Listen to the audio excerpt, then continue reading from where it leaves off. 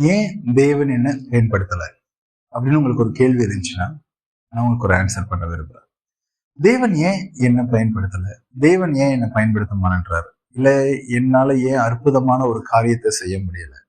ஒரு நல்ல ஊழியத்தையே என்னால நிறைவேற்ற முடியல? இப்படி என்ன கேள்விகள் இருந்தாலும் ஒரு விஷயத்த நம்ம புரிஞ்சுக்கணும்.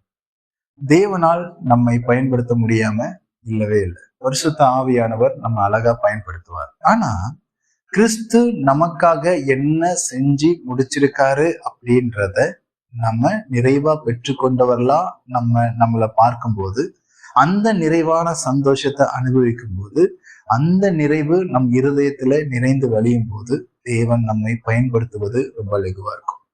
தேவன் நம்மளை ரொம்ப லெகுவா பயன்படுத்தணும்னா, நம்ம கிறிஸ்து நமக்காக செஞ்சதை நம்ம ரொம்ப சந்தோஷத்தோட என்ஜாய் பண்றவங்களா இருக்கணும். அதை பெற்றுக்கொண்ட சந்தோஷத்தை வெளிக்காட்டணும். அதை பெற்றுக்கொண்ட வாழ்க்கையில எப்பொழுதும் உற்சாகமா இருக்கணும். ஏன்னா இயேசு கிறிஸ்து சிலுவையில நிறைய செஞ்சிருக்காரு, நமக்காக செஞ்சிருக்காரு.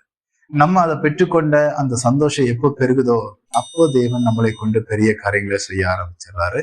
ஏன்னா நம்ம மகிமையை அவருக்கு செலுத்த ஆரம்பிச்சிடுவோம். அதனால தேவன் உங்களை பயன்படுத்தலன்னு கவலைப்படாதீங்க.